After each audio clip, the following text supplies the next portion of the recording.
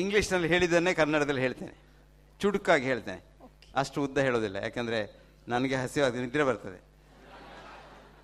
ನಾನು ಊರಿನಲ್ಲಿದ್ದರೆ 9 ಗಂಟೆಗೆ ಮಲಗಬೇಕು, ನಾನು 4 ಗಂಟೆಗೆ ಹೇಳ್ತೇನೆ. ಹಾಗಾಗಿ 9 ಗಂಟೆ ನಂತರ ನಾನು ಈವ್ನಿಂಗ್ ಫಂಕ್ಷನ್ಸ್ಗೆ ಹೋಗೋದೇ ಇಲ್ಲ. ಯಾಕಂದರೆ ಹೋದರೆ ನಿದ್ರೆ ಬರ್ತದೆ. ನಿದ್ರೆಯಲ್ಲಿ ಏನು ಮಾತಾಡ್ತಾರೋ ಗೊತ್ತಾಗೋದಿಲ್ಲ. ನಿಮಗೆಲ್ಲರಿಗೆ ನಾನು ಏನು ಹೇಳೋದಂದರೆ ಭಾಳ ಸುಲಭ. ನಿಮಗೆ ಆರೋಗ್ಯದಲ್ಲಿ ಇರಬೇಕಾ, ಎಲ್ಲರನ್ನು ಪ್ರೀತಿ ಮಾಡಿ. ಅನಾರೋಗ್ಯದಲ್ಲಿರಬೇಕಾ, ದ್ವೇಷ ಮಾಡಿ. ಈ ದ್ವೇಷದಷ್ಟು ದೊಡ್ಡ ಅನಾರೋಗ್ಯಕ್ಕೆ ಕಾರಣ ಬೇರೆ ಇಲ್ಲ. ಅದು ಆ ದ್ವೇಷವೇ ನಿಮ್ಮನ್ನು ಕೊಲ್ಲೋದು, ಆ ನೆಗೆಟಿವ್ ಥಾಟ್ಸೇ ನಿಮ್ಮನ್ನು ಕೊಲ್ಲೋದು. ಮತ್ತು ನೀವು ಸುಮ್ಮನೆ ಇದರಲ್ಲಿ ಕೊಲೆಸ್ಟ್ರಾಲ್ ಉಂಟು, ಇದು ಅಂಬಡೆ ಒಳ್ಳೆಯದಲ್ಲ, ಇದು ಪೂರಿ ಒಳ್ಳೆಯದಲ್ಲ, ಇದು ಸುಮ್ಮನೆ ಒಳ್ಳೆಯದಲ್ಲ ಅಂತ ಹೇಳಿಯೇ ಸಾಯ್ತೀರಿ ನೀವು. ಏನಾಗೋದಿಲ್ಲ.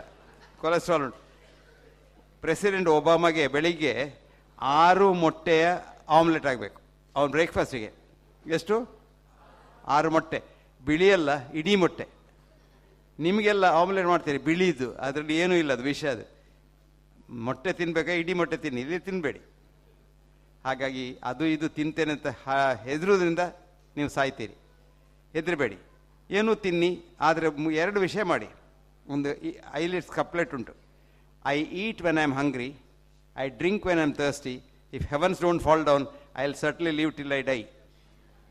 ನಾನು ಹಸಿವಾದರೆ ಊಟ ಮಾಡ್ತೇನೆ, ಬಾಯಾರಿಕೆ ಆದರೆ ಕುಡಿತೇನೆ, ಆಕಾಶ ಕೆಳಗೆ ಬೀಳ್ದಿದ್ರೆ ಸಾಯುವವರೆಗೆ ಬದುಕ್ತೇನೆ ಅಂತ. ಮತ್ತು ಒಂದು ಹೇಳ್ತೇನೆ, ದಿವಸಾಗಲೂ ಬೇಕಿದ್ರೆ ಡಾಕ್ಟ್ರನ್ನ ನೋಡಿ, ದಿವಸಾಗಲೂ ಬೇಕಿದ್ರೆ ಮಾತ್ರೆ ತೆಕ್ಕೊಳ್ಳಿ, ಅಥವಾ ಅದರ ವಿಷಯವೇ ಆಲೋಚನೆ ಮಾಡಿ ಚೆಕಪ್ ಎಲ್ಲ ಮಾಡಿಸಿ, 1 ದಿವಸ ಕೂಡ ಹೆಚ್ಚು ಬದುಕುವುದಿಲ್ಲ, ಅದು ಗ್ಯಾರಂಟಿ. ಬರ್ನಾರ್ಡ್ ಶಾ ಭಾಳ ಒಳ್ಳೇದು ಬರೀತಾನೆ ಡಾಕ್ಟರ್ಸ್ ಡಿಲೆಮಾದಲ್ಲಿ. Never try to live here forever, you will never succeed ಅಂತ. ಅದರಿಂದ ಇದೆಲ್ಲ ಪ್ರಯತ್ನ ಯಾಕೆ ಅಂದರೆ ಸಾವು ಬೇಡ ಅಂತಲ್ಲ. ನಾನು ಸಾಯುವ ಪೇಷನ್ಸಿಗೆ ಹೇಳೋದು, ಯಾಕೆ ಹೆದರ್ತೀರ? ನೀವು ಭಾಳ ಒಳ್ಳೆಯವರು. ನಿಮಗೇನು, ನೀವು ಸತ್ತ ನಂತರ ಸ್ವರ್ಗಕ್ಕೆ ಹೋಗಬೇಕಲ್ಲ, ಸಾಯೋದಿಲ್ಲ, ಸಾಯಲೇಬೇಕಲ್ವ. ಸೊ ನೀವು ಖಂಡಿತ ಸ್ವರ್ಗ ಹೋಗ್ತೀರ, ಅಷ್ಟು ಒಳ್ಳೆಯವರು ನೀವು. ಯಾಕೆ ಮತ್ತೆ ಹೆದರಿಕೆ?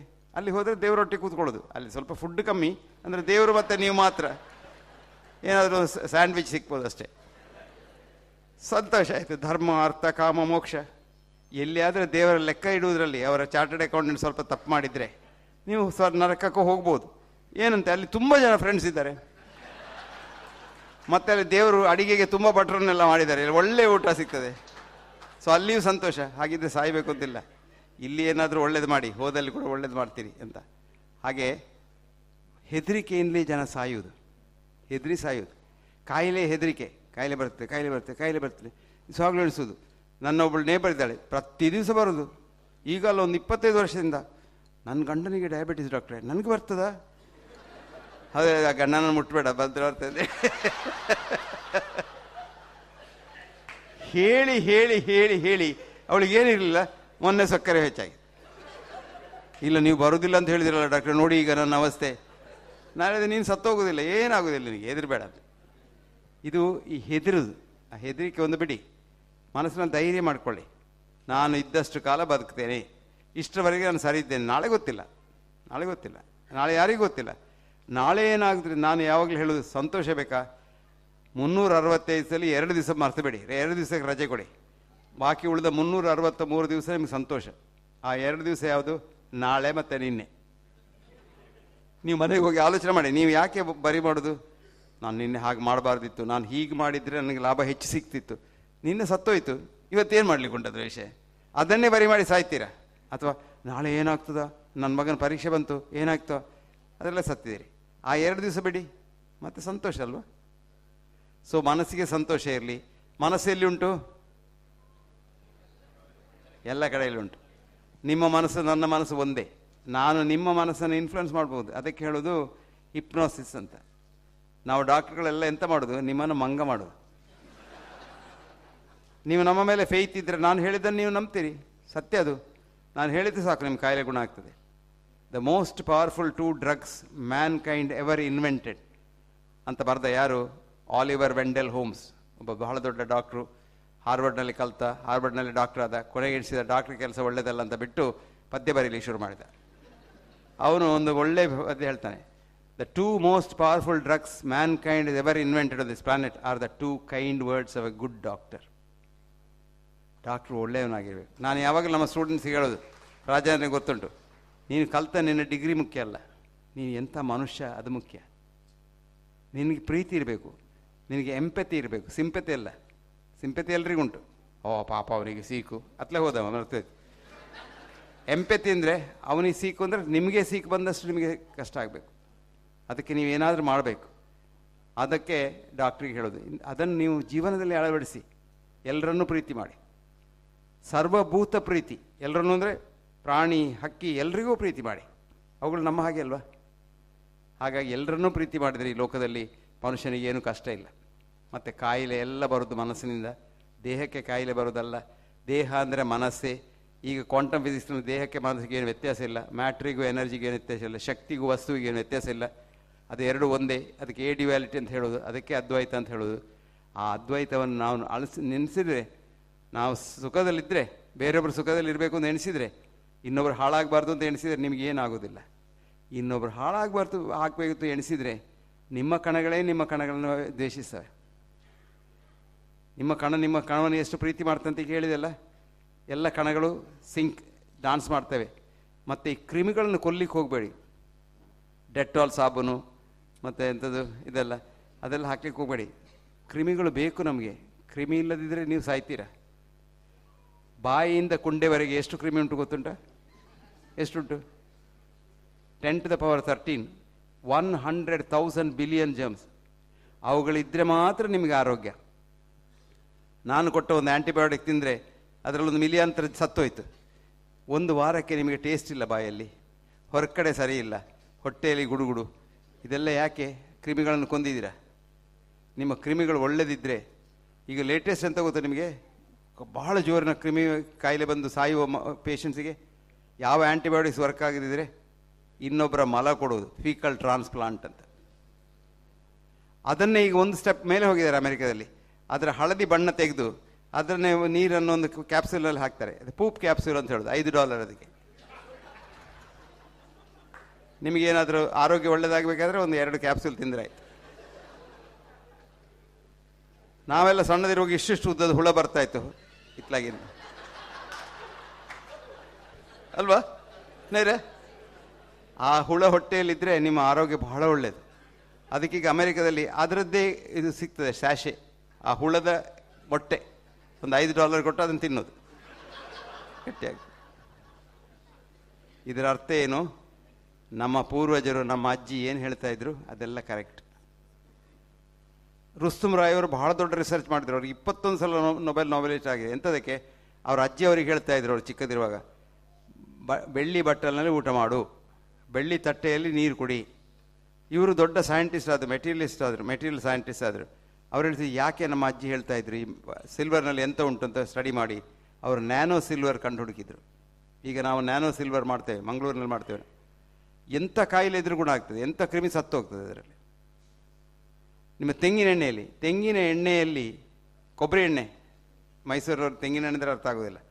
ಕೊಬ್ಬರಿ ಎಣ್ಣೆಯಲ್ಲಿ ಎಷ್ಟು ಶಕ್ತಿ ಉಂಟು ಅಂದರೆ, ನೀವು ಮನೆಯಲ್ಲಿ ನೊಣ ಎಲ್ಲ ಇದ್ದರೆ ನಿಮ್ಮ ಊಟ ಮಾಡೋ ಮೇಜಿಗೆ ತೆಂಗಿನ ಎಣ್ಣೆಯಲ್ಲಿ ಒರೆಸಿಬಿಡಿ. ಆ ನೊಣ ಅದರಲ್ಲಿ ಕೂತ್ಕೊಂಡ್ರೆ ಆ ನೊಣ ಕೂತ ಕಾಲಲ್ಲಿ ಏನು ಕ್ರಿಮಿ ಇದ್ದರೆ ಅದು ಕೂಡಲೇ ಸತ್ತು ಹೋಗ್ತದೆ. ಎಷ್ಟು ಅದ್ಭುತವಾದ ಎಲ್ಲ ಕ್ರಿಮಿಗಳಿದೆ ಈ ನಿಸರ್ಗದಲ್ಲಿ, ಏನೆಲ್ಲ ಉಂಟು. ನೀವು ನಿಮ್ಮ ಮನೆಯ ನಾಯಿಯನ್ನು, ಬೆಕ್ಕನ್ನು ನೋಡಿ, ಅದು ಹೊಟ್ಟೆ ನೋವಾದರೆ ಅದು BMI ಗಿಡ ಅಂತ ಮಂಗನ ಹತ್ರ ಹೋಗೋದಿಲ್ಲ, ಅದು ತೋಟಕ್ಕೆ ಹೋಗ್ತದೆ. ನಾನು ಎಷ್ಟೋ ನಾಯಿಗಳನ್ನು ನೋಡ್ತೇನೆ ವಾಕಿಂಗ್ ಹೋಗುವಾಗ, ಹುಲ್ಲು ತಿನ್ನೋದು. ನಾಯಿ ಹುಲ್ಲು ತಿನ್ನೋದು ಕೇಳಿದ್ದೀರಾ? ಹುಲ್ಲು ತಿಂದು ಹುಡುಕ್ತದೆ. ಅದಕ್ಕೆ ಅದು ಗೊತ್ತುಂಟು, ಅದಕ್ಕೆ ಇಂಟ್ಯೂಷನ್ ಉಂಟು. ನಮಗೂ ಇತ್ತು, ಶಾಲೆಗೆ ಹೋಗಿ ಅದೆಲ್ಲ ಸತ್ತೋಯ್ತು. ಶಾಲೆಗೆ ಹೋಗೋ ಮೊದಲು ನಿಮಗೂ ಗೊತ್ತಿತ್ತು ಹೊಟ್ಟೆ ನೋವಾದರೆ ಯಾವ ಹುಲ್ಲು ತಿನ್ನೋದು ಅಂತ. ಅದನ್ನು ಮನೆಯಲ್ಲಿ ಹೇಳಿಕೊಟ್ರು ಸರಿ ಮಾಡಲಿಲ್ಲ, ಯಾರು ಮಾಡಲಿಲ್ಲ. ಹಾಗಾಗಿ ನಿಸರ್ಗದಲ್ಲಿ ಎಲ್ಲ ಉಂಟು. ನಮ್ಮನ್ನೆಲ್ಲ ಮಾಡಿದ್ದು ಡಾಕ್ಟ್ರ್ ಇರ್ತಾರೆ ಅಂತಲ್ಲ, ಅಥವಾ ಬೈಪಾಸ್ ಸರ್ಜರಿ ಇರ್ತಾರೆ ಅಂತಲ್ಲ. ನಾವಿಲ್ಲಿ 9 ಲಕ್ಷ ವರ್ಷದಿದ್ದೇವೆ. 900,000 years in 50,000 generations. ಇದೆಲ್ಲ ನಾವು ಮಾಡೋದೆಲ್ಲ ಈ ಆಟ ಉಂಟಲ್ಲ, ಒಂದು 50 ವರ್ಷದ್ದು. ನಾನು 60 ವರ್ಷದ ಹಿಂದೆ ಸ್ಟೂಡೆಂಟ್ ಆಗಿರೋ ಇದೆಲ್ಲ ಕುಸ್ತಿಯೆಲ್ಲ ಏನೂ ಇರಲಿಲ್ಲ. ರೀಸೆಂಟ್ಲಿ ನಾನೊಂದು ಸ್ಟಡಿ ಮಾಡಿದೆ. ನಮ್ಮ ಸ್ಟ್ಯಾನ್ಲಿ ಹಾಸ್ಪಿಟ್ಲಲ್ಲಿ 50 ವರ್ಷದ ಹಿಂದೆ ಎಷ್ಟು ಜನ ಬಂದಿದ್ದರು ನಡ್ಕೊಂಡು, ಎಷ್ಟು ಜನ ನಡ್ಕೊಂಡು ಹೋಗಿದ್ದಾರೆ ಹಿಂದೆ, ಚಟ್ಟದಲ್ಲೆಲ್ಲ ಹೀಗೆ ನಡ್ಕೊಂಡು ಹೋಗಿದ್ದಾರೆ. ಆ ಸಂಖ್ಯೆ ಈಗ ಹೆಚ್ಚಾಗಿದೆ, ಆವಾಗ ಇರಲಿಲ್ಲ ಇಷ್ಟು. ಡಾಕ್ಟ್ರುಗಳೆಲ್ಲ ರಜೆ ಮಾಡಿದರು, ಕೆಲವು ಕಡೆಯಲ್ಲಿ ಸ್ಟ್ರೈಕ್ ಮಾಡಿದರು. 5 ದೇಶದಲ್ಲಿ 25 ವರ್ಷದಲ್ಲಿ. ಸಸ್ಕಚವಾನ್ ಇನ್ ಕ್ಯಾನಡಾ 25 ವರ್ಷದ ಹಿಂದೆ, ಬೊಗೋಟಾ ಇನ್ ಕೊಲಂಬಿಯಾ 15 ವರ್ಷದ ಹಿಂದೆ, ಲಾಸ್ ಆಂಜಲೀಸ್ ಕೌಂಟಿ, ಡಬ್ಲಿನ್, ಈಗ ರೀಸೆಂಟ್ಲಿ ಇಸ್ರೇಲ್ನಲ್ಲಿ. ಡಾಕ್ಟರ್ ನಮಗೆ ಸಂಬಳ ಹೆಚ್ಚು ಕೊಡಬೇಕು, ನಾವು ಕೆಲಸ ಮಾಡೋದಿಲ್ಲ ಅಂತ. ನರ್ಸಸ್ ರ್ಯಾನ್ ದ ಹಾಸ್ಪಿಟಲ್ 3 ತಿಂಗಳಿಂದ 6 ತಿಂಗಳವರೆಗೆ. ಸಾಯುವವರ ಸಂಖ್ಯೆ ಇಲ್ಲ, ಕಮ್ಮಿ ಆಯಿತು. ಮಾರ್ಬಿಡಿಟಿ ಇಲ್ಲ. ಇಸ್ರೇಲ್ನಲ್ಲಿ ಈ ಇವರು ಮಾರ್ಟಿಷಿಯನ್ಸ್ ಇದ್ದಾರಲ್ಲ, ಕಾಫಿನ್ ಮಾಡೋರು, ಅವರು ಸರ್ಕಾರಕ್ಕೆ ಲಂಚ ಕೊಟ್ಟು ಡಾಕ್ಟ್ರಿಗೆ ಹೆಚ್ಚು ಸಂಬಳ ಕೊಟ್ಟು ಅವರು ಬರ್ತಿಗೆ ಹೇಳಿ. ಬ್ರಿಟಿಷ್ ಮೆಡಿಕಲ್ ಜರ್ನಲ್ ಬಹಳ ಒಂದು ಒಳ್ಳೆ ಎಡಿಟೋರಿಯಲ್ ಬರೀರಿ, doctors going on strike will subtly improve society's health ಅಂತ. ಹಾಗಾಗಿ ಡಾಕ್ಟ್ರ್ ಬೇಕು ನಿಮಗೆ, ಪ್ರತಿ ಮನೆಗೊಂದು ಡಾಕ್ಟ್ರ್ ಬೇಕು.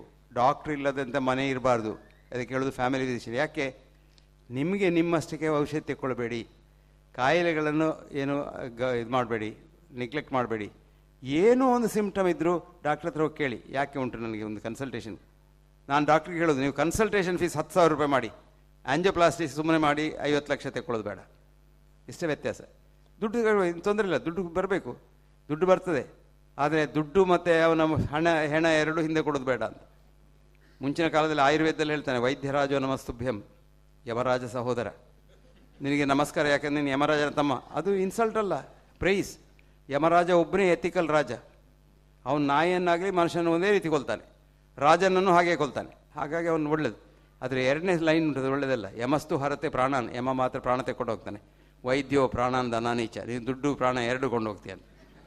ಇದು ಎಲ್ಲಿವರೆಗೆ ಬಂದೆ ಅಂದರೆ, ಕಾರ್ಪೊರೇಟ್ ಹಾಸ್ಪಿಟಲಲ್ಲಿ ನೀವು ಅಲ್ಲಿ ಹೋದರೆ ಕ್ಯಾನ್ಸರ್ ಅಂದರೆ, ಕ್ಯಾನ್ಸರಿಗೆಲ್ಲ ನಮ್ಮ ಹತ್ರ ಹೊಸ ಮದ್ದುಂಟು, ಒಂದು ಇಂಜೆಕ್ಷನಿಗೆ 2.5 ಲಕ್ಷ ಅಂತ ಹೇಳ್ತಾರೆ. ಕೊಟ್ಟು ನೀವು ಸತ್ತ ನಂತರ ಒಂದು 50 ಲಕ್ಷ ರೂಪಾಯಿ ಆದರೆ, 1 ರೂಪಾಯಿ ಕಮ್ಮಿ ಆದರೆ ಹಣ ಕೊಡೋದಿಲ್ಲ. ಹಣ ಕೊಡದಿದ್ದರೆ ಹೆಣ ವಾಪಸ್ ಇಲ್ಲ ಅಂತ. ಇದು ನಮ್ಮ ಫಿಲಾಸಫಿ. ಹಾಗಾಗಿ ಇದೆಲ್ಲ ಸ್ಟೇಜಿಗೆ ಹೋಗೋದು ಬೇಡ. ಇನ್ನೀಗ ನಮಗೆ ಹೇಳ್ತಾಯಿದ್ರು, 50,000 ರೂಪಾಯಿಗೆ 53 ಕಾಯಿಲೆ ಹೋಗ್ತದೆ, ಇನ್ಶೂರೆನ್ಸ್ ಬನ್ನಿ ಅಂತ. ಇನ್ಶೂರೆನ್ಸ್ ಕಂಪನಿಯವರು ನಿಮ್ಗೆ ಒಳ್ಳೇದು ಮಾಡಲಿಕ್ಕೆ ಆಡಿದ್ದಲ್ಲ, ಅವ್ರಿಗೆ ಹಣ ಮಾಡಲಿಕ್ಕೆ. ಇದೆಲ್ಲ ಹೇಳಿ ನಿಮಗೆ ಮತ್ತೆ ನೀವು ಅಲ್ಲಿ ನಿಜವಾಗಿ ಬರುವಾಗ ಕಾರ್ ಇನ್ಶೂರೆನ್ಸ್ ಮಾಡ್ತೇವೆ ಅಲ್ವಾ. ನಾನು ಮೊನ್ನೆ ನನ್ನ ಕಾರಿಗೆ ಒಂದು ದನ ಬಂದು ಹೊಡೀತು. ನಮ್ಮ ಡ್ರೈವರ್ ಡ್ರೈವ್ ಮಾಡ್ತಾಯಿದ್ದ, ದನ ಬಂದು ಹೊಡೀತು. ಸರಿ, ಅದು ಹೋಂಡಾ ಅಕಾರ್ಡ್, ಅದು ಹೋಂಡಾ ಕಂಪನಿ ಕಳಿಸಿದ್ರೆ ಸಾಕು. ಬಿಲ್ ಎಷ್ಟಾಯಿತು? 3.5 ಲಕ್ಷ ರೂಪಾಯಿ. ಇನ್ಶೂರೆನ್ಸ್ನವ್ರು ಎಷ್ಟು ಕೊಟ್ಟರು? 26,000 ರೂಪಾಯಿ. ಯಾಕಂದರೆ ಅದರಲ್ಲಿ ಸಣ್ಣ ಲೆಟ್ನಲ್ಲಿ ಬರೆದಿದೆ, ಇದು ಎಂಥದ್ದು, fibre optic things not covered. ನಮ್ಮದು ಬೋನಟ್ ಹೋಗಿದೆ, ನಮ್ಮದು ಬಂಪರ್ ಹೋಗಿದೆ, ಎಲ್ಲ ಹೋಗಿದೆ.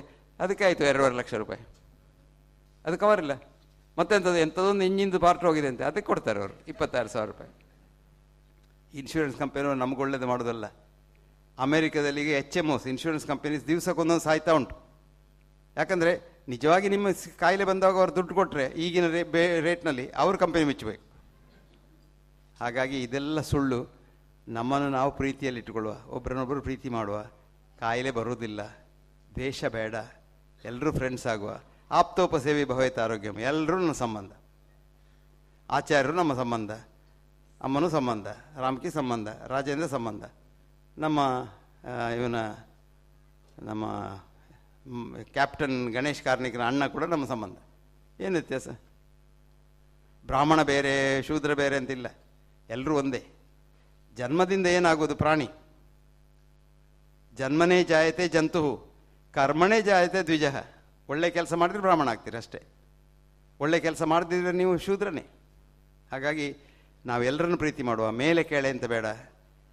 ಮತ್ತು ಅವನು ದೊಡ್ಡವನು, ಅವನಿಗೆ ದೊಡ್ಡ ನಮಸ್ಕಾರ, ನಾನು ಸಣ್ಣವನು, ನಿನಗೆ ಸಣ್ಣ ನಮಸ್ಕಾರ ಇಲ್ಲ, ಎಲ್ರಿಗೂ ಒಂದೇ ನಮಸ್ಕಾರ. ಪ್ರೀತಿ ಬೇಕು. ಹಾಗಾಗಿ ಆರೋಗ್ಯದಲ್ಲಿರಬೇಕಾದ್ರೆ ಪ್ರೀತಿ ಮಾಡಿ. ಕಾಯಿಲೆ ಬರೋದು ಮನಸ್ಸಿನಲ್ಲಿ, ದೇಹದಲ್ಲೆಲ್ಲ. ದೇಹವನ್ನು ಚೆಕ್ ಮಾಡಬೇಡಿ, ಮನಸ್ಸನ್ನು ಚೆಕ್ ಮಾಡಿ. ಆದರೆ ನಮ್ಮ ಹತ್ರ ಈಗ ಮನಸ್ಕೋಪ್ ಇಲ್ಲ, ಮೈಂಡೋಸ್ಕೋಪ್ ಇಲ್ಲ, ಎಲ್ಲ ಸ್ಕೋಪ್ ಉಂಟು. ರಾಜೇಂದ್ರ ಹತ್ರ ಹೋದರೆ ಅವನು ಒಳಗೆ ಹೊಟ್ಟೆ ಒಳಗೆ ಹಾಕ್ತಾನೆ. ಈಗ ಅವರು 2 ಜನ ಹೋಗ್ತಾರೆ, ಒಬ್ಬ ಬಾಯಿಯಿಂದ ಒಬ್ಬ ಕೊಂಡೆಯಿಂದ, ಮತ್ತು ನಡುವಿನಲ್ಲಿ ಬಂದು ಹಾಯ್ ಅಂತ ಹೇಳಿ ಹೇಳ್ತಾರೆ. ಈಗ ಒಬ್ಬರೊಬ್ರು ಹೋಗೋದಿಲ್ಲ, 2 ಗ್ಯಾಸ್ಟ್ರೋಎಂಟ್ರಾಲಜಿ ಒಟ್ಟಿಗೆ ಹೋಗೋದು. ಸೊ ಇದೆಲ್ಲ ಬೇಡ, ಮೈಂಡೋಸ್ಕೋಪಿ ಬೇಕು. ಪೇಷಂಟ್ನ ಮನಸ್ಸನ್ನು ತಿಳ್ಕೊಳ್ಬೇಕು, ಅಂಥ ಶಕ್ತಿ ಡಾಕ್ಟ್ರಿಗೆ ಇರಬೇಕು. ಕಾಯಿಲೆ ಏನು ಅಂತ ಅವನೇ ಹೇಳ್ತಾನೆ. ಕೊನೆಗೊಂದು ಮಾತು ಹೇಳ್ತೇನೆ ನಿಮಗೆ.